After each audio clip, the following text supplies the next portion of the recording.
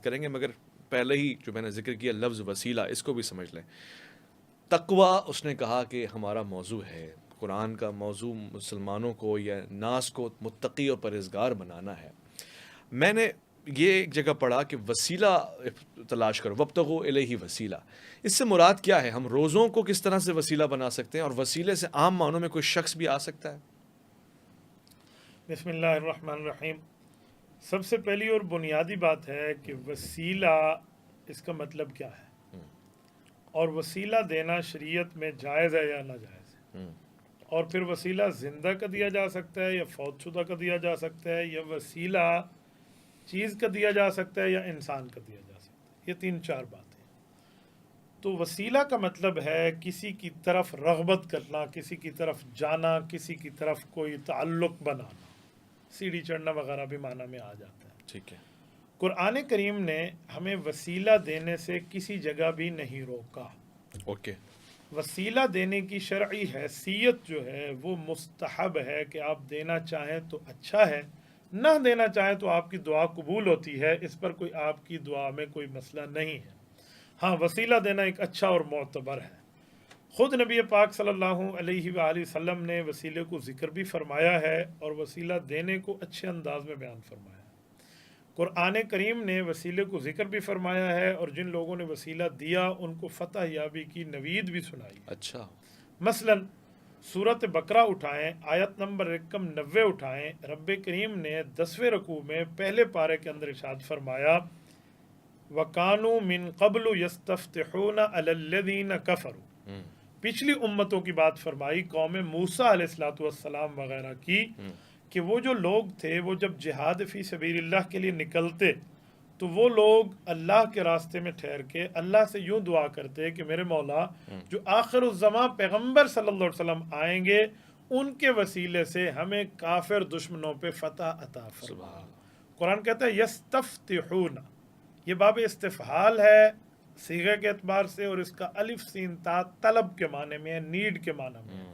تو یستفتحون ہے کہ وہ نیڈ کرتے تھے فتح کی، طلب کرتے تھے کامیابی کی، کامیابی مانگتے علی الذین کفروا، کافروں پر۔ پتہ چلا ہے مسلمان اور مؤمنین مانگ رہے ہیں پچھلی امت کے، حضور پاک صلی اللہ علیہ وسلم کی۔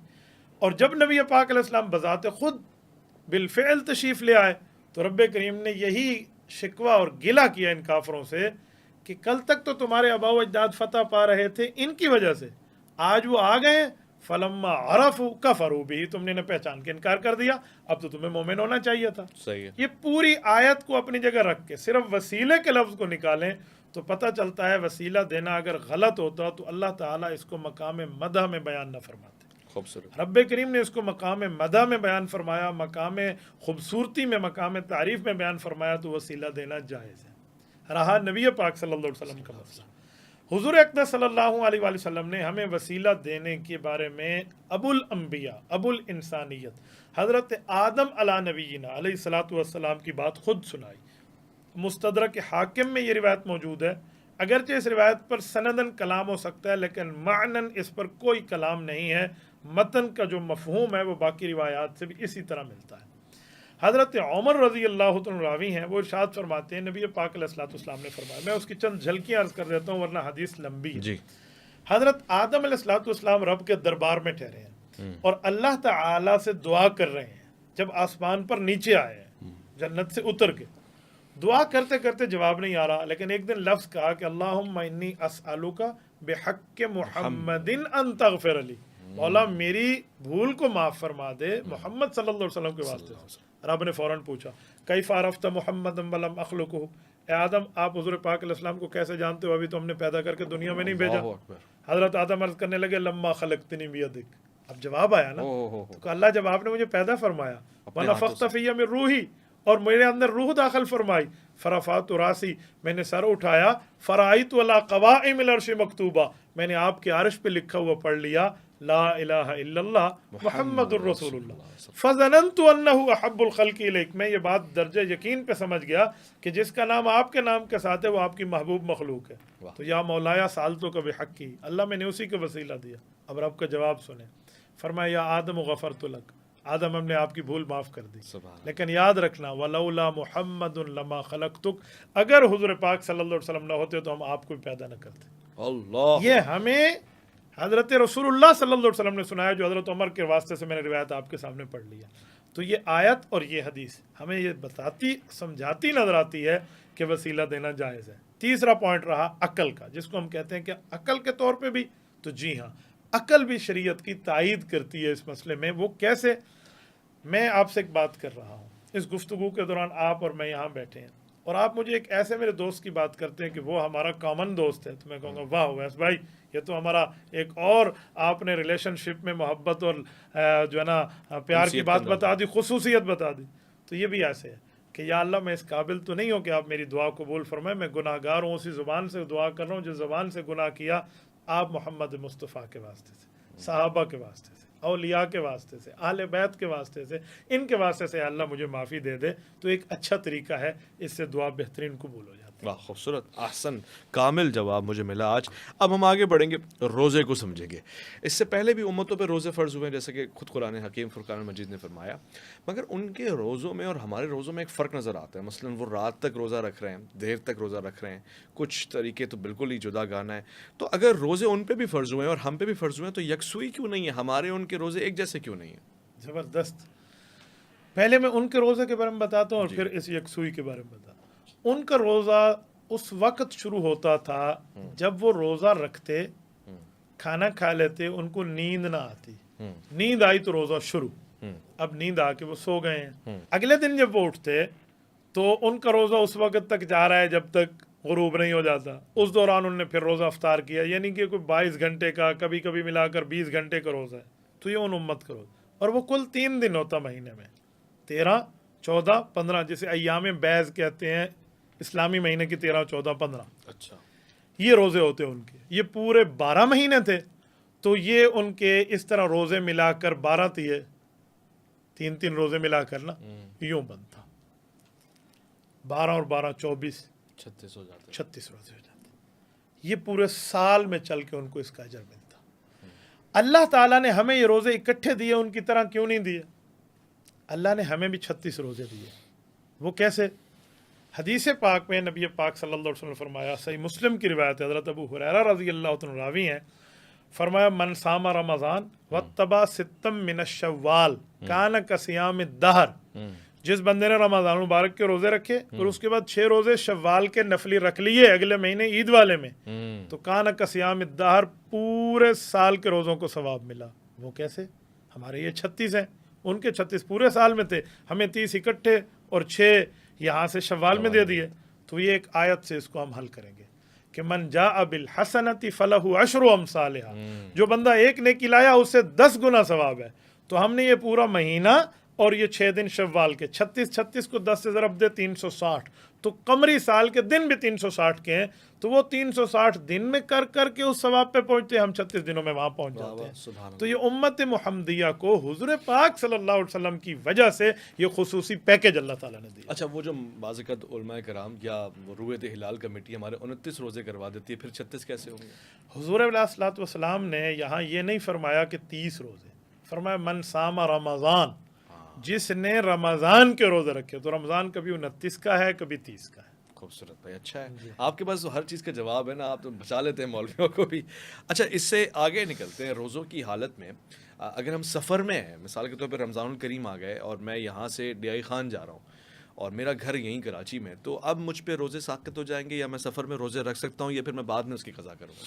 قرآن کریم نے ہمیں اجازت دی ہے کہ اگر آپ سفر میں ہو، من کان منکم مریضا او علی سفر فعدۃ من ایام اخر، دوسرا پارہ سورۃ بقرہ، اللہ تعالیٰ فرماتے ہیں اگر آپ مریض ہیں، یعنی آپ روزہ رکھنے کی طاقت نہیں ہے آپ میں، آپ وہ مریض ہیں، چھوٹا زکام بخار کی بات نہیں کر رہا، اگر آپ ایسے مریض ہیں یا آپ مسافر ہیں تو آپ دوسرے دنوں میں رکھ سکتے ہو۔ یہ نہیں ہے کہ آپ پہ اب روزہ بالکل ختم ہو گیا آپ دوسرے دنوں میں رکھو، نہیں، منع نہیں کیا، صرف ہمیں اجازت دی کہ اگر آپ چاہیں تو آپ روزہ رکھ سکتے ہیں، اس طرح یہاں سے مؤخر کر لیں۔ پسندیدہ کام یہ ہے کہ آج کل سفر میں ماشاءاللہ سفر ہمارا فیسلٹیز آج کل بہت زیادہ ہیں، بہترین ماجبین آج کل سہولیات ہیں، تو ہم اگر روزہ نہ چھوڑیں تو بہتر یہی ہے کہ ہم روزہ نہ چھوڑیں. ہاں اگر ہمیں تکلیف ہوتی ہے، اس معاملے میں کوئی دقت پہنچتی ہے، تو اس کے لیے ہمارے پاس آپشن موجود ہے کہ ہم روزہ اس وقت چھوڑ سکتے ہیں، قضا ہم بعد میں کر لیں. ٹھیک ہو گیا. اچھا، رمضان الکریم میں عام طور سے یہ سمجھا جاتا ہے، اس کو ذرا وضاحت کے ساتھ بیان فرما دیں. میں اگر روزے کی حالت میں ہوں تو میں اپنی شریک حیات کے ساتھ وہ ازدواجی تعلق نہیں بنا سکتا، مگر رمضان کی راتوں میں تو کوئی ممانعت نہیں ہے. قرآن کریم نے راتوں کا تو نام لے کر بتایا نا کہ آپ کو راتوں میں اجازت ہے. رمضان المبارک میں بیوی کی قربت دن میں اس وقت جب روزے میں ہیں آپ، اوکے. تب نہیں ہو سکتی. رات کو آپ قربت کر سکتے ہیں، اس پر تو کوئی پرابلم ہی نہیں ہے. بلکہ ہمارے بزرگوں میں رمضان المبارک کے اندر شادیاں بھی ثابت ہیں. بعض ایسے اکابرین ہیں تو رمضان المبارک کی فضیلت انہوں نے شادی کی کہ میاں بیوی سے تعلقات میں اس وقت تو روزہ نہیں ہے جب رات کا وقت ہے. لیکن اگر اس پر ایک آپ کو علمی لطیفہ فقہی لطیفہ عرض کر دوں. حضرت امام اعظم ابو حنیفہ رحمۃ اللہ کے سامنے ایک مسئلہ پیش ہوا کہ ایک شخص نے قسم کھائی ہے کہ میں رمضان المبارک میں دن میں اپنی بیوی کے پاس جاؤں گا، ٹھیک ہے، بغیر کسی گناہ کے جاؤں گا، اور نہیں تو میری بیوی مجھ سے فارغ. ایسے اس نے ڈینجرس قسم کی طلاق کی قسم کہی تو کیا کرے؟ تو امام صاحب نے فرمایا آپ نے بہت برا کیا، ایسے نہیں کرنا چاہیے، لیکن آپ سفر کر لیں اور دن میں بیوی کی قربت کر لیں، کیونکہ رمضان میں وہاں اختیار ہے کہ آپ اگر روزہ چھوڑنا چاہیں تو بعد میں قضا کر لیں، بیوی بھی بچ جائے گی اور قسم بھی پوری ہو جائے گی. واہ واہ واہ. تو اسی لیے رات میں تو ویسے متفق اور علیہ جائز ہے، تو دن میں اگر کسی نے ایسا کر لیا ہے تو اس کے لیے پھر سفر ہے. اور اس طرح کی قسمیں ویسے کھانی نہیں چاہیے، ایسے کہا کہ لوگ بڑی عجیب قسمیں کھاتے ہیں. حضرت پرسوں کی بات ہے، میں آ رہا تھا ایئرپورٹ پہ تھا، ترسوں کی بات ہے، بلکہ یہاں سے جا رہا تھا، جب ادھر سے وہاں سے آیا تو مجھے کہنے لگا ایک بندہ، مفتی صاحب میں نے بیوی کو یہ کہا اگر تو نے ایسے کیا تجھے طلاق ہے، لیکن اس نے ایسے نہیں کیا تو ہو گئی. تو میں نے کہا نہیں کیا تو نہیں ہو گئی. تو پھر اس نے کہا نہیں حضرت میں نے ایک مرتبہ یوں بھی کہا. جب اس نے تیسری مرتبہ کہا نا، میں نے کہا یار آپ کو تھوڑی سی شرم کرنی چاہیے. اللہ کی حدود کے ساتھ آپ کھیل رہے ہیں، رب نے باؤنڈریز دی ہیں. وَتِلْكَ حُدُودُ اللَّهِ وَمَن يَتَعَدَّ حُدُودَ اللَّهِ فَقَدْ ظَلَمَ نَفْسَهُ. قرآن کہتے ہیں رب کی طرف سے باؤنڈریز تمہیں دے دی گئی ہیں، اس کو کراس کرو گے تو آپ ظالم بن رہے ہو اپنے نفس پر. میں نے کہا آپ ظلم کر رہے ہو، ایسا نہ کریں. تو بہرحال وہ غلطی کر بیٹھا تھا، اس میں وہ چانس اس کا گیا. تو کچھ ٹائم بعد اس کی وائف کی کال آ گئی. انہوں نے کہا مفتی صاحب شکریہ. میں نے کہا میں نے آپ کو نہیں پہچانا. کہتے ابھی میرے میاں نے جو مسئلہ پوچھا نا تو آپ نے بہت اچھا کیا، اس سے میری جان چھڑا لی. تو ہر وقت ایسے کہتا تھا. میں نے کہا میری بہن میں آپ کو بھی نہیں جانتا، میں اس کو بھی نہیں جانتا، میں نے تو شرعی نقطہ نظر سے مسئلہ بتایا. لوگوں کے اندر اس طرح قسمیں ہیں. آج ہمارے ہاں معاشرے میں، خصوصاً میرے علاقے میں ان دوستوں کی بات کر رہا ہوں جو زیادہ تر پختون ہیں. اس کا یہ مطلب نہیں ہے کہ میں پٹھان کا مخالف ہوں یا پٹھان پر کوئی اعتراض کر رہا ہوں، جی نہیں، میں پٹھانوں کا قدردان ہوں. لیکن ہمارے ہاں ایسے چائے پیے نا، اگر تو نے پیسے دیے نا تو نہ میری تو بیوی طلاق ہے، میں پیسے دوں گا، قسم نہ ہمارا داس ہے. وہ ہم ایسے چل جاتے ہیں نا. تو میں ان کو کہتا ہوں یار ایک چائے کے پیسے دوست نے دینے یا تو نے دینے. گھر بیٹھی بیچاری بیوی جو تیرے لیے کھانا پکا کے بیٹھی ہے، تیرے بچوں کی رکھوالی ہے، تو نے اس کو جا کے ختم کر دیا، تو یہ بہت بری حرکت ہے. تو ہمارے میں ان کو سمجھاتا ہوں. پتہ نہیں آپ کیا ایسے کون سی قوم کرتی ہے، مجھے ادھر کا نہیں پتا. تو میں نے اپنے ایریا کے اس لیے بات کی. تو ایسے کرنا نہیں چاہیے، بہت بری حرکت. اللہ اکبر. بالکل آپ نے بجا فرمایا. انتہائی اہم جانب آپ نے توجہ دلائی ہے، اور ایسا میرے خیال ہے کہ کم علمی کی وجہ سے تو ہو سکتا ہے. وہ لوگ جو شرعی مسائل کو سمجھتے ہیں ان سے اس قسم کی توقع نہیں ہو سکتی. قبلہ، رمضان الکریم سے مناسبت رکھنے والے سوالات میں